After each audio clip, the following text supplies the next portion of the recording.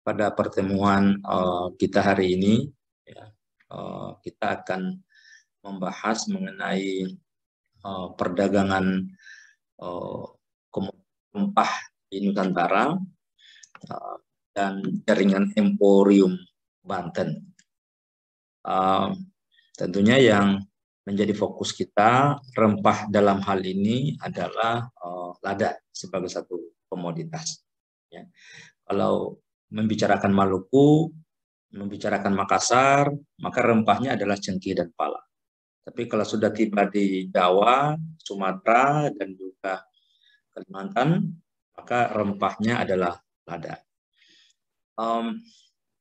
Lada merupakan satu komoditas yang paling banyak dicari. Ya. Lada juga merupakan komoditas impor dari luar Nusantara yang dibawa oleh para pelaut pedagang India dari Malabar, daerah Kerala, itu sekitar abad ke-13. Ya mungkin ada juga yang mengatakan sebelumnya, tapi saya melihat dari sisi jalan historisnya, yakni ketika lada atau merica itu pertama kali diperkenalkan di Samudra Pasai di masa-masa awal pemerintahan raja atau di masa awal kerajaan Samudra Pasai. Ya. Nah, lada diperkenalkan di sana, lalu kemudian menyebar ke berbagai daerah di Nusantara, ke pedalaman Minangkabau, pantai barat Sumatera, ke Semenanjung Malaya, lalu ke Sumatera bagian selatan, ya, Lampung, Palembang, Jambi, dan Bengkulu, lalu ke Jawa Barat, dan terakhir di Kalimantan bagian selatan. Nah, Jack Turner di dalam bukunya Sejarah Rempah mengatakan bahwa dari semua jenis komoditas rempah yang diperdagangkan dalam sejarah, ladalah yang paling besar pengaruhnya, ladalah yang paling tinggi nilai historisnya. Ya. Jadi, mengapa tinggi nilai historis? Ya, karena ini tanaman impor yang kemudian didesain sedemikian rupa menjadi tanaman utama di dalam perdagangan rempah di. Nah, untuk membicarakan lada, terutama di kawasan barat, kita sebetulnya berhadapan dengan dua emporium besar, dua pusat perdagangan dan politik besar. Di selatan Sumatera dan Jawa bagian barat itu ada Emporium Banten, sementara di utara Sumatera, Malaka dan kawasan Selat Malaka dan sekitarnya itu ada Emporium Aceh. Nah, kedua-duanya punya peran penting, baik Banten maupun Aceh sama-sama memanfaatkan potensi perdagangan lada. Nah, untuk melihat emporium yang berbasis di kawasan Selat Sunda, yakni Banten, maka kita perlu mencermati dengan seksama bagaimana mekanisme, langkah-langkah, strategi, pendekatan yang digunakan oleh Banten untuk bisa memastikan bahwa wilayahnya dan daerah kekuasaannya itu mampu memproduksi lada dalam jumlah yang sangat besar. Dan sumber lada utama bagi Banten itu datang dari Lampung. Lampung merupakan daerah basis lada bagi Banten. Dan kualitas lada Lampung berdasarkan catatan sejarah di abad ke-19-18 dipandang sebagai lada terbaik di dunia setelah Malabar. Terbaik di dunia setelah lada dari Malabar. Itulah sebabnya lada Lampung itu diperebutkan oleh dua kekuatan politik lokal, satu di Sumatera, yaitu Palembang, dan satu di Jawa, yakni Banten. Lalu juga diperebutkan oleh kekuatan ekonomi dari Eropa, yaitu VOC dari Batavia dan EIC Inggris dari Bengkulu. Nah, jadi Lampung itu bagaikan garis cantik yang diperebutkan oleh orang-orang yang punya kepentingan untuk memilikinya, menguasainya, dan seterusnya. Nah, Anda bisa membayangkan bagaimana Lampung yang semula tidak punya lada, lalu kemudian menjadi lumbung utama lada, dan ladanya pun kualitas terbaik, bagaimana mereka bisa memproduksi itu. Sistem penanaman seperti apa yang dilakukan. Nah, di antara bagian penting di dalam proses sistem penanaman lada di Lampung, sebetulnya ada sistem yang kita kenal dalam sejarah, yaitu kultur stelsel, yakni sistem penanaman. Kultur stelsel sebagai praktek dan dikenal di dalam sejarah itu baru pada abad 19 ketika Gubernur Jenderal Hindia Belanda Van den Bosch memperkenalkan konsep itu. Tapi sebetulnya kultur stelsel dalam praktiknya sudah diterapkan di Lampung oleh Kesultanan Banten itu sejak abad ke-16. Ya, abad 16, 17, 18, bahkan sampai 19. Ya, itu diterapkan kultur stelsel. Ya, dalam artian sistem penanaman yang disertai dengan unsur-unsur dalam tanda petik pemaksaan, ya, dengan cara paksa. Di dalam beberapa sumber sejarah ada piagam, ya kalau di sini ada sebutnya piagam prasasti, dua prasasti yang ditemukan pada abad ke-17. Di situ dengan jelas ada prasasti yang ditemukan, yang dikeluarkan oleh para Sultan Banten, yang mana prasasti itu menyebutkan bahwa orang Lampung wajib menanam lada 500 pohon per orang. Anda bisa membayangkan kalau 500 pohon per orang, betapa hidup menjadi orang Lampung itu tidak mudah. Bahkan laporan dari pejabat Belanda pada abad 19 mengatakan kewajiban menanam lada itu ada dibagi dua. Pertama, bagi yang sudah menikah harus menanam lada 1000 pohon, sedangkan yang belum menikah wajib menanam 500 pohon. Jadi dengan cara itulah Lampung bisa menghasilkan banyak lada untuk Banten.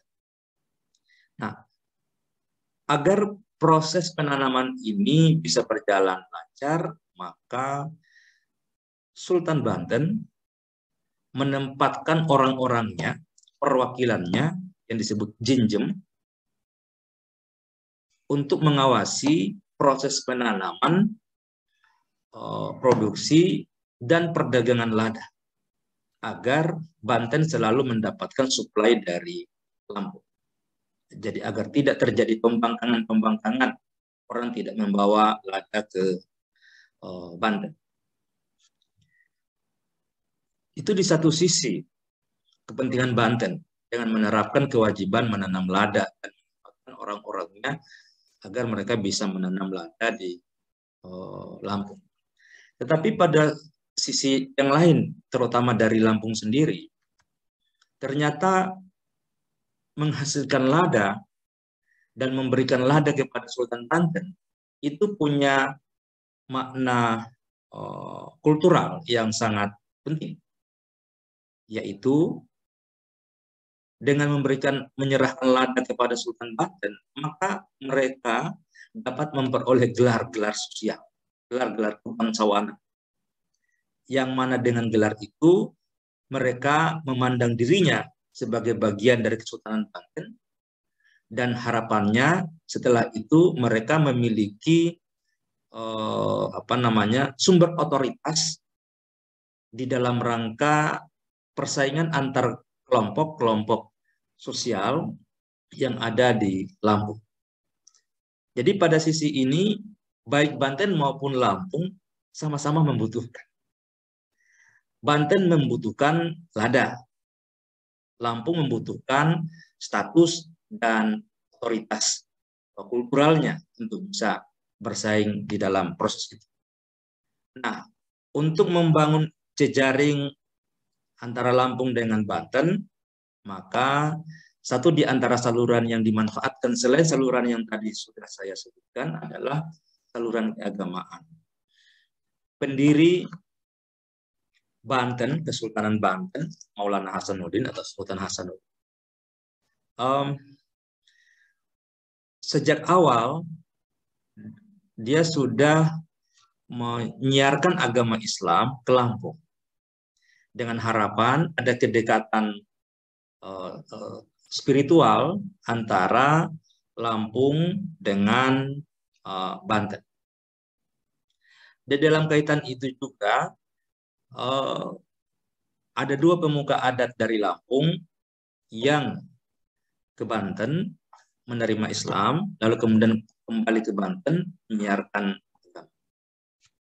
Pada konteks ini, agama menjadi salah satu instrumen untuk mempererat hubungan antara Banten dengan Lampung. Dengan begitu, hubungan Lampung dengan Banten itu sangat erat. Ia dihubungkan oleh pertama dari sisi ekonomi karena kepentingan perdagangan, lalu dari sisi jejaring maritim karena Lampung menjadi pelabuhan pengumpan bagi pelabuhan Banten. Lalu dari sisi kultural, ya, Banten memberikan otoritas, sementara Lampung mendapatkan otoritas baru.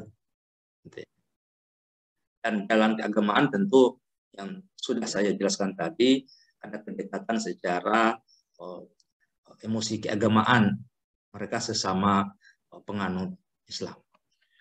Nah, itulah mekanisme yang dapat kita lihat di dalam konteks relasi Lampung dengan Banten, Banten dengan Lampung. Nah, lalu lebih lanjut, kita juga bisa memperhatikan selain Banten yang punya kepentingan untuk mengendalikan perdagangan lada, juga ada Palembang. Nah, kalau Lampung tadi menggunakan pendekatan keagamaan, pendekatan kultural, pendekatan ekonomi, Palembang juga menggunakan pendekatannya. Pendekatan yang pertama yang digunakan oleh Sultan Palembang untuk menarik perhatian orang-orang Lampung agar menjual ladanya kepada Palembang adalah dengan menggali ikatan kultural mereka sebagaimana tercermin di dalam tradisi lisan mereka, dalam cerita rakyat mereka, bahwa nenek moyang orang Lampung itu berasal dari pedalaman Palembang dahulu. Nah, karena situasi persaingan antar kelompok di pedalaman Palembang membuat mereka sebagian pindah dan menempati daerah-daerah yang ada di Lampung sekarang. Nah, dengan argumentasi ikatan historis kultural macam itu, Palembang kemudian meyakinkan bahwa Palembang dengan Lampung itu bersaudara, maka akan lebih bagus jika persaudaraan itu juga dapat mewarnai hubungan perdagangan lada. Selain itu, Lampung juga sebetulnya dekat dengan Palembang oleh karena tekanan atau dominasi Banten yang begitu kuat lewat kebijakan tanam lada secara wajib tadi dan juga pengawasan secara ketat, maka Palembang seolah-olah menampilkan dirinya sebagai pihak yang bisa memberikan perlindungan. Ya. Dan memang Palembang dengan Banten juga tidak pernah akur, selalu ada. Ya. Di dalam catatan sejarah disebutkan juga bahwa kendati pun Palembang itu telah menggunakan berbagai cara pendekatan kultural, pendekatan ekonomi, ya. Palembang menawarkan harga lada lebih mahal daripada Banten. Namun pada kenyataannya orang-orang Lampung lebih cenderung menjual lada mereka kepada orang-orang atau kepada Sultan Banten. Ya, ini tak lepas dari mekanisme sosial kultural yang diciptakan oleh Palembang, oleh Banten, yang menempatkan sejumlah orangnya sebagai perwakilan di Lampung untuk mengontrol penanaman dan perdagangan lada. Nah, itu dua kekuatan lokal yang ambil bagian di dalam perdagangan lada. Lalu kekuatan yang lain, kekuatan asing, itu terutama adalah VOC. Nah, VOC yang membangun lojinya di Batavia pun mencoba memanfaatkan kesempatan untuk bisa mengintervensi perdagangan secara langsung di Lampung. Yang semula VOC itu mendapatkan lada dari Banten. Jadi Banten membeli lada dari Lampung, lalu Banten menjualnya lagi kepada VOC dengan keuntungan yang sudah sangat tinggi, keuntungan berlipat. Tapi nampaknya VOC tidak puas dengan hanya mendapatkan lada dari Banten. Nah, ada satu momen dalam abad ke-17 ketika terjadi konflik antara ayah dan putra di Kesultanan Banten, yaitu Sultan Ageng Tirtayasa dengan putranya Sultan Haji. Kedua pucuk pimpinan di Banten ini ya sama-sama berhak menduduki tahta. Ayahnya masih berkuasa, putranya juga berkuasa, gitu ya. Jadi ada semacam dualisme kekuasaan kira-kira di sana. Dan kedua pihak itu berupaya untuk menjaga status kekuasaannya dengan bersekutu dengan kedua bangsa Eropa. Sultan Ageng Tirtayasa bersekutu dengan Inggris, sedangkan Sultan Haji bersekutu dengan VOC Belanda. Di dalam beberapa menyurat antara Sultan Banten Tirtayasa dengan Raja Inggris disebutkan bahwa kalau Inggris membantu Banten dan menang, maka Banten akan menyerahkan Batavia, Jakarta kepada Inggris. Ya. Sebaliknya perjanjian Sultan Haji dengan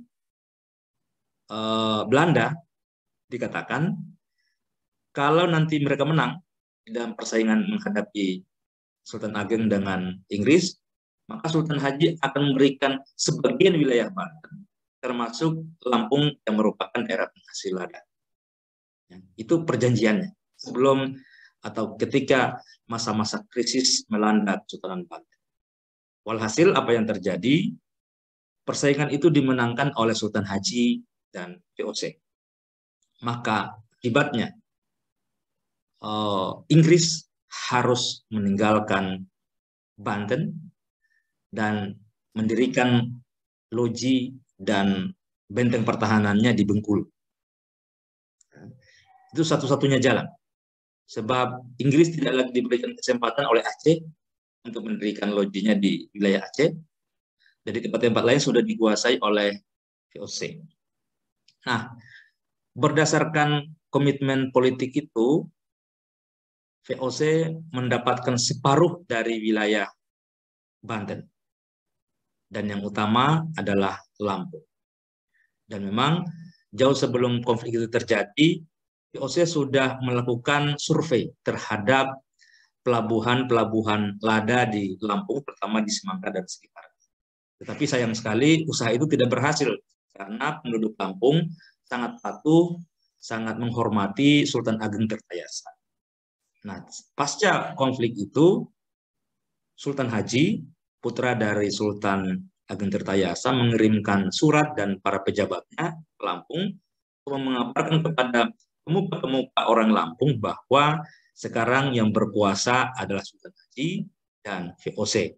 Maka semua perdagangan lada harus berada di bawah kekuasaan Sultan Haji dan juga VOC. Nah, ini adalah momen bagaimana kekuatan ekonomi Eropa, VOC dan EIC saling bersaing dan berkolaborasi dengan para penguasa di Banten yang pada akhirnya mempengaruhi jalannya sejarah perdagangan lada. Nah, itu konteks yang perlu diamati di dalam hubungan antar kekuatan lokal dengan kekuatan ekonomi asing dalam perdagangan rempah di Banten dan Lampung. Nah, tentunya ini akan mewarnai jaringan-jaringan perdagangan. Banten membangun jaringannya kemana sangat bergantung pada kepentingan Banten dan juga kepentingan Belanda. Sementara jaringan yang dibangun oleh Inggris dari Bengkulu ya, itu juga sangat bergantung kepada di mana arah jaringan-jaringan itu akan dibangun. Lebih lanjut, kita akan coba diskusikan dari bahan-bahan bacaan yang sudah diberikan itu. Bagian awal ini saya hanya bertugas memberi konteks bahwa ada situasi macam itu, dan saya pikir di artikel yang Anda baca tidak menguraikan soal yang tadi saya jelaskan. Makanya sengaja saya hantar sebelum kita masuk pada diskusi mengenai jaringan Emporium Banten pada abad 17. Kemana saja dan bagaimana sifat